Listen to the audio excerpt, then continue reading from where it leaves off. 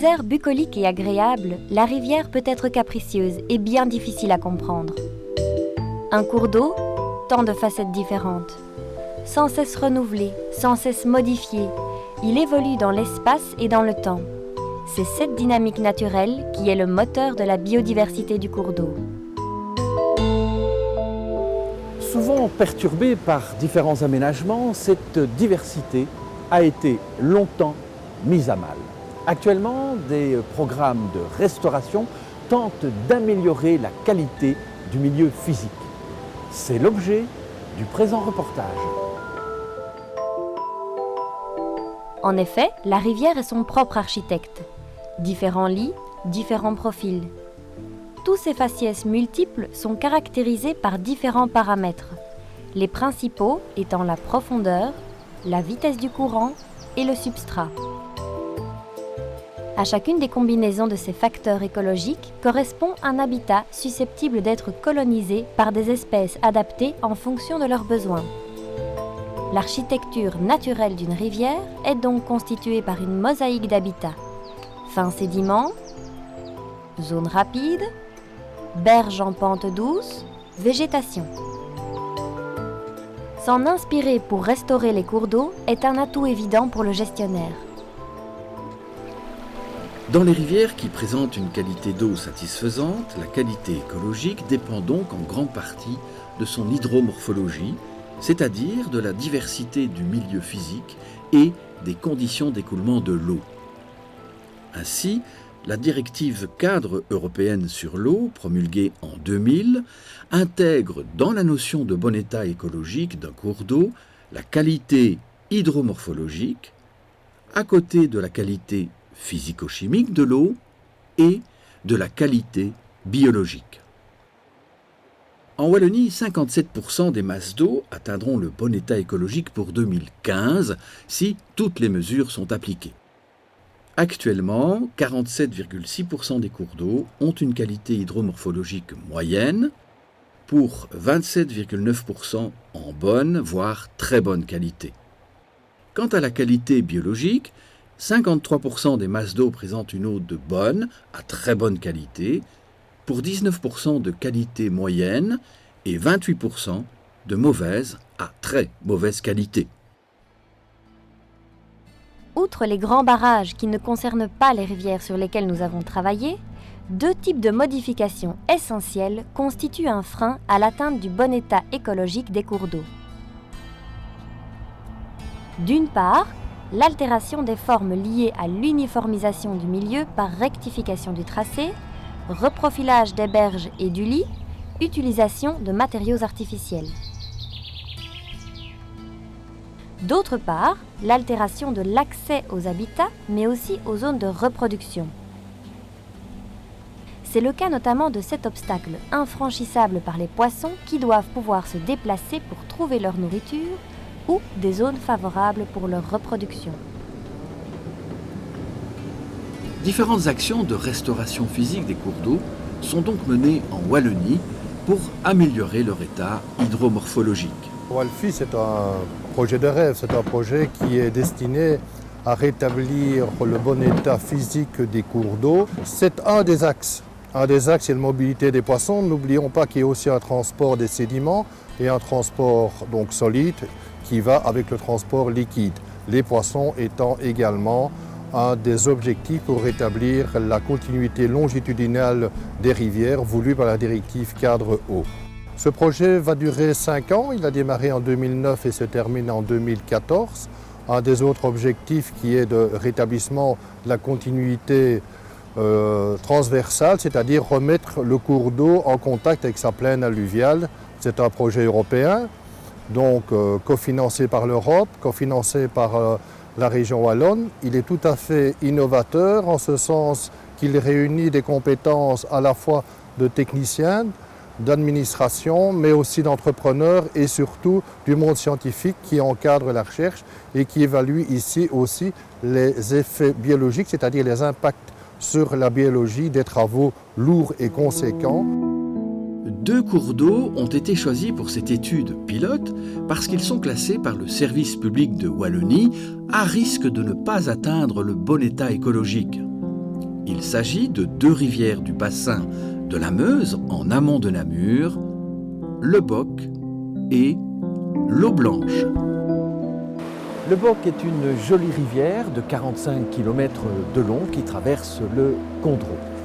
Sa qualité écologique est considérée de moyenne à bonne. Elle est surtout impactée par un grand nombre de petits barrages qui constituent des obstacles à la libre circulation des poissons et des sédiments, ce qui a conduit à la classer comme rivière à risque de ne pas atteindre le bon état écologique en 2015.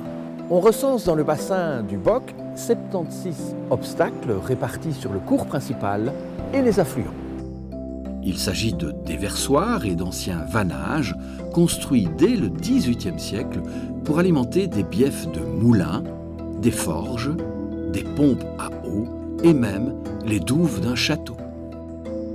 Ces obstacles ont été répertoriés récemment et classés en fonction de leur franchissabilité par le poisson. Une première analyse d'avant-projet a été confiée à 2 bureaux d'études spécialisés. Suite à cela, différents scénarios d'aménagement ont été proposés à un comité qui, en fonction de critères techniques, écologiques et patrimoniaux, a choisi les travaux à réaliser.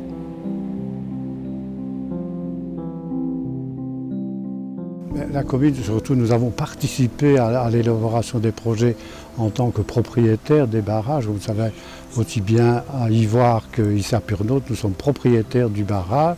Donc c'est surtout sur cet aspect-là, et sur l'aspect évidemment très intéressant du projet par rapport à la rivière. Des concertations avec les propriétaires privés ou communaux, les riverains, les agriculteurs et les pêcheurs ont donc permis d'informer la population concernée par les travaux et la rivière.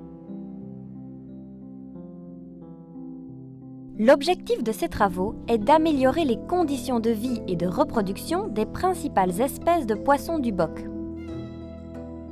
Cette rivière étant typiquement salmonicole, les espèces cibles sont naturellement la truite fario et l'ombre commun. La truite fario est une espèce qui apprécie les courants rapides et les eaux froides bien oxygénées. Elle a un comportement territorial et la présence d'abris et de caches lui est essentielle. Elle se nourrit principalement d'invertébrés aquatiques à l'état larvaire ou adulte, ainsi que de petits poissons dont la diversité et l'abondance dépendent aussi de la qualité du milieu.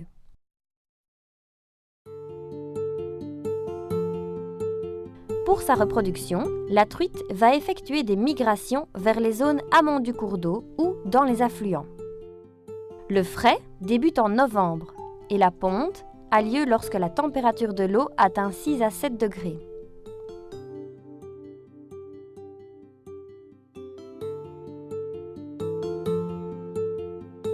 L'ombre commun est un poisson qui vit en banc dans les fosses plus ou moins profondes avec un certain courant.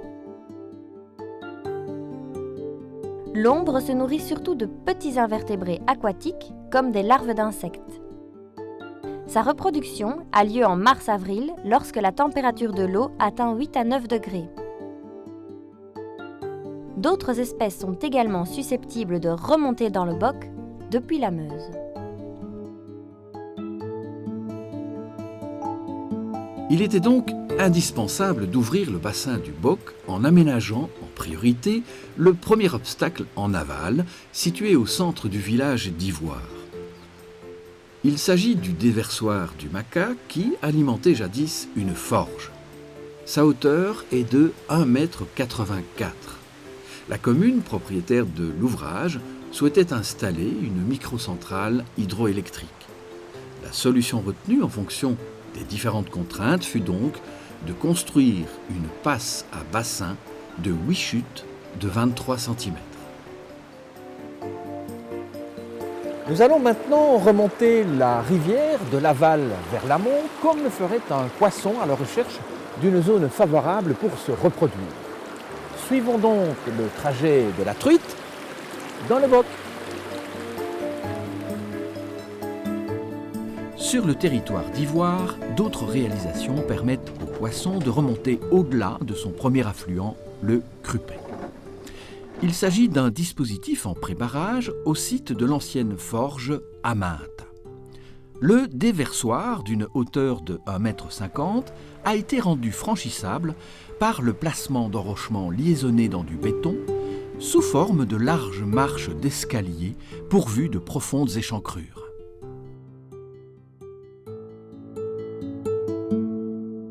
Plus loin, une rivière de contournement permet d'éviter 2 obstacles importants dans un parc privé. Enfin, à la sortie du village, les 2 déversoirs situés à l'arrière des bâtiments occupés par la Croix-Rouge ont été complètement démolis, laissant la place à un radier beaucoup plus naturel.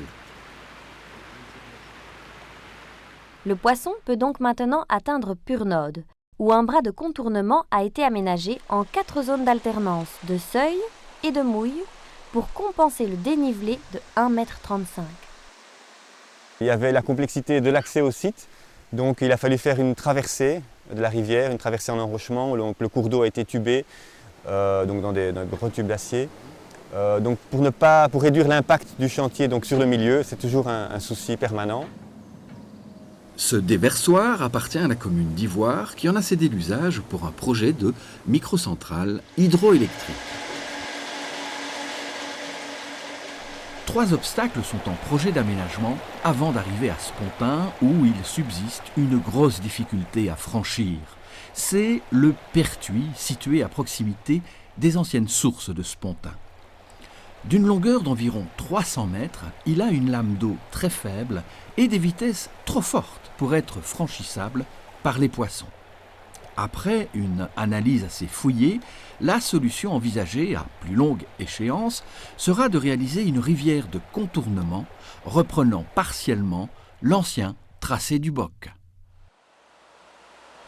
Les travaux liés au projet Walfi ont donc repris à l'entrée du village de Spontin, où un déversoir d'1,20 m alimentant anciennement une pompe à eau a été effacé.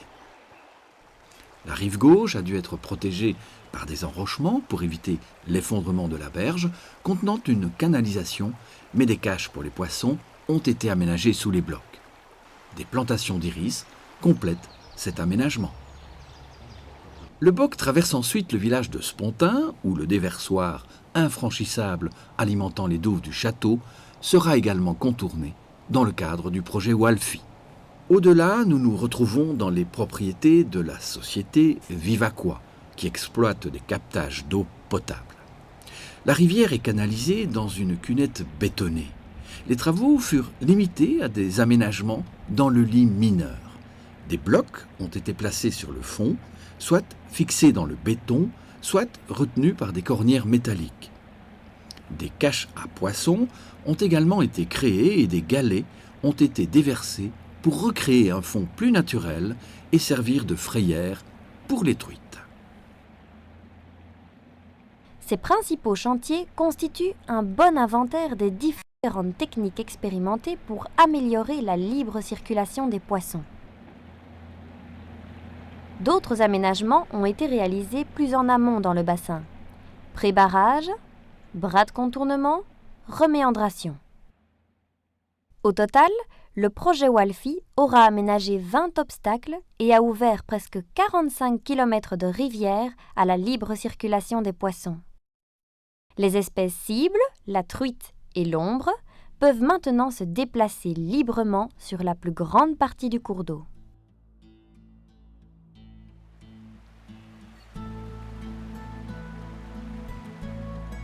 Beaucoup de nos cours d'eau ont aussi été rectifiés par le passé, souvent pour faciliter l'exploitation des terres agricoles et pour lutter contre les inondations. Ces rectifications ont eu de nombreuses conséquences sur la continuité latérale, autre axe de restauration du projet Walfi. Le milieu a été perturbé avec perte de biotopes, uniformisation du lit, disparition des bras morts et autres annexes et des interfaces entre la berge et le lit mineur.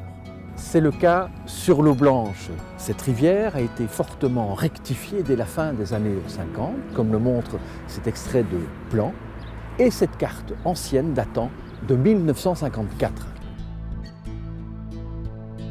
Cette rivière a été choisie dans le cadre du projet Walfi car elle aussi, tout comme le boc, a été classée à risque de ne pas atteindre le bon état écologique en 2015. Sur l'eau blanche, divers travaux ont été entrepris dans le cadre du projet WALFI. D'abord à Mariembourg, en novembre 2010, où un secteur assez uniforme a fait l'objet d'une quarantaine d'aménagements spécifiques. Ils ont pour objectif de diversifier les écoulements en basses eaux, sans augmenter le risque d'inondation, mais aussi de créer des alternances de zones lentes et rapides.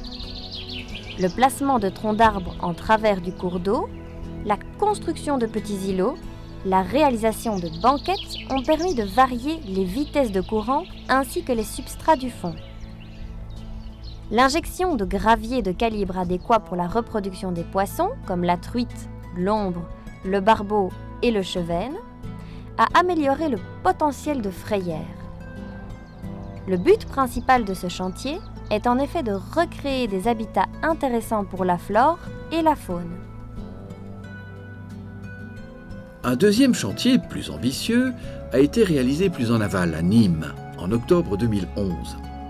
Ici, on a plus misé sur la recréation de méandres dans le lit mineur sans trop d'emprise sur les propriétés riveraines. L'entreprise a travaillé par déblais sur une berge, remblai sur l'autre, ce qui a, notamment, limité le coût de ce chantier. La reprise complète d'un ancien méandre de l'eau blanche a pu être réalisée à Boussy-en-Fagne grâce à une bonne concertation avec les riverains.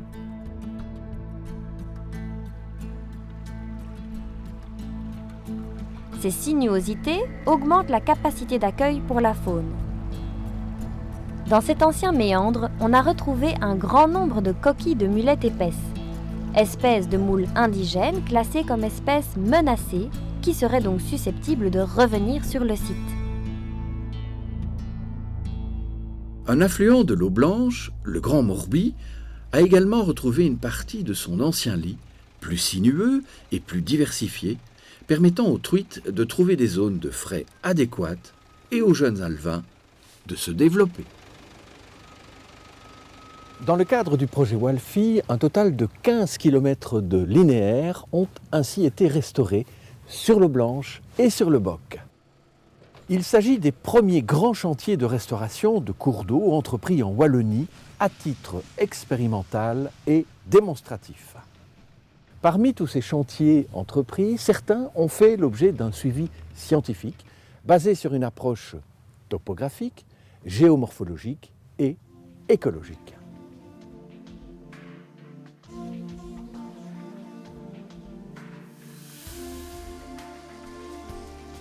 Les méthodes utilisées ont pour objectif de mettre en évidence les impacts des travaux de restauration sur l'habitat physique ainsi que sur les communautés végétales et animales. Elles doivent être standardisées et reproductibles pour permettre la comparaison avant et après restauration. Le travail des scientifiques consiste d'abord à analyser les différents paramètres de la diversité du milieu. Ainsi, par exemple, les données de vitesse de courant couplées à celles des substrats du fond permettent de dresser une carte des micro-habitats. Plus leur hétérogénéité sera importante, plus les aménagements auront atteint leur objectif. Le site de Spontin sur le Boc est un bon exemple à la fois de diversification des habitats, mais aussi de rétablissement de la libre circulation des poissons. Lors de l'état initial, avant travaux, la partie en amont du déversoir était peu variée, très profonde et à substrat très envasé.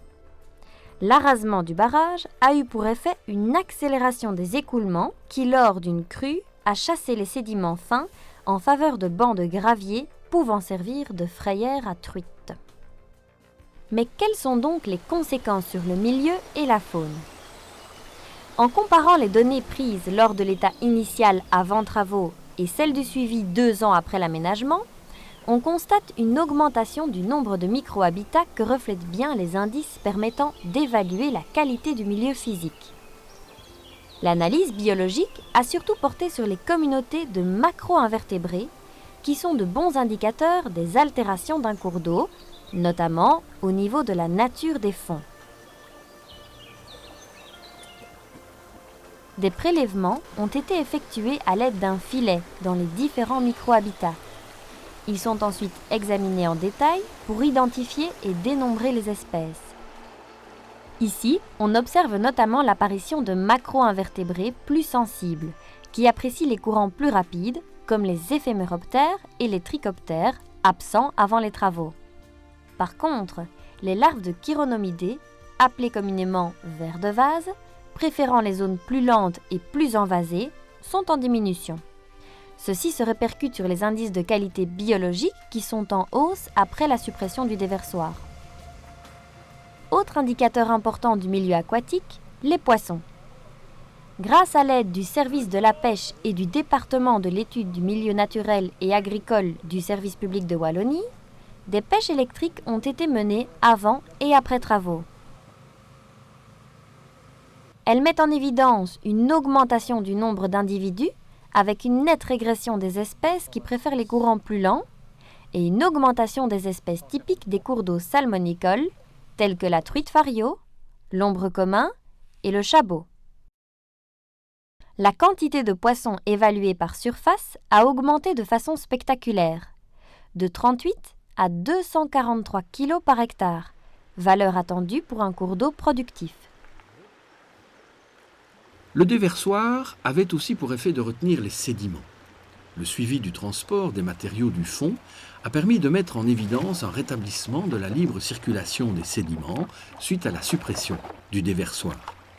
Ainsi, la continuité écologique amont-aval a donc été restaurée.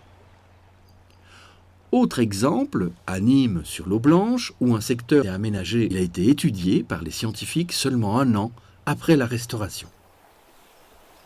Les résultats sont déjà bien intéressants. En effet, les travaux ont permis de doubler le nombre de micro-habitats, les indices de la qualité physique confirmant cette bonne évolution. En effet, la réalisation des méandres a permis de diversifier les conditions d'écoulement en rétablissant une alternance des zones de radiers rapides et peu profondes avec des zones de fosses calmes et profondes. La plantation de végétaux semi-aquatiques a créé des caches pour la faune et valorise l'aspect paysager de la rivière. L'analyse des macro-invertébrés, quant à elle, montre une augmentation de la richesse numérique et de la diversité des espèces qui se traduit au niveau des indices de la qualité biologique. Ici aussi, des pêches ont été réalisées avant et après travaux. Elles mettent en évidence une diminution de petites espèces comme le chabot, l'épinoche, la loche franche et le verron. Ce qui est un peu paradoxal vu la création de zones moins profondes et plus appropriées pour leur développement. Il est néanmoins encore un peu tôt pour tirer des conclusions, sinon que les travaux relativement récents n'ont pas affecté négativement le peuplement de poissons. Il s'agit bien sûr de résultats préliminaires qui devront encore faire l'objet d'autres évaluations à moyen et à long terme. Ce type de travaux de restauration peut s'avérer perturbateur pour la biologie de la rivière dans un premier temps. Les expériences en la matière mettent en évidence la nécessité d'un recul de 3 à 5 ans pour constater les effets positifs durables sur la qualité biologique. En conclusion, ce film a été réalisé pendant la mise en œuvre du projet WALFI avec encore peu de recul pour évaluer l'impact des travaux. Il s'agit d'un projet pilote en Wallonie utilisant un grand nombre de techniques développées de manière expérimentale. Des suivis à plus long terme sont d'ores et déjà prévus qui nécessiteront une collaboration étroite entre gestionnaires et scientifiques. Les premiers résultats sont encourageants avec, sur certains sites, une réponse rapide des poissons à la création de frayères ou de caches à poissons. On voit néanmoins que la qualité physico-chimique de l'eau doit être d'un niveau suffisant pour que les aménagements physiques profitent aux organismes aquatiques, ce qui met en évidence la nécessité d'une approche plus globale. En ce qui concerne le boc, l'acquis réside dans la multitude de solutions adaptées au cas par cas. La démonstration de l'effet positif de l'effacement d'un déversoir est évidente tant au niveau biologique qu'au niveau du transport des sédiments. On peut déjà affirmer que c'est l'option qui a le meilleur rapport coût-efficacité pour restaurer le fonctionnement naturel d'un cours d'eau. Pour l'eau blanche, on se rend compte que la réponse du milieu et des organismes est proportionnelle à l'ambition de l'aménagement. Si on veut un bénéfice important et durable, il ne faut pas se contenter d'aménager le lit existant. Il faut recréer de véritables méandres ou du moins des structures complexes qui permettent de maintenir une grande mosaïque de micro-habitats. Le projet WALFI ne demande maintenant qu'à devenir une source d'inspiration pour s'attaquer à la restauration d'autres cours d'eau dégradés en Wallonie. C'est tout à fait stimulant pour l'équipe, pour les ingénieurs, pour les scientifiques et aussi pour les entrepreneurs qui sont mis au défi de trouver de nouvelles techniques sur lesquelles ils n'étaient pas habitués. C'est-à-dire que dans ce projet de LIFE Environnement, il faut qu'il y ait un aspect exemplatif au niveau de l'Europe. C'est pour ça que nous avons été choisis.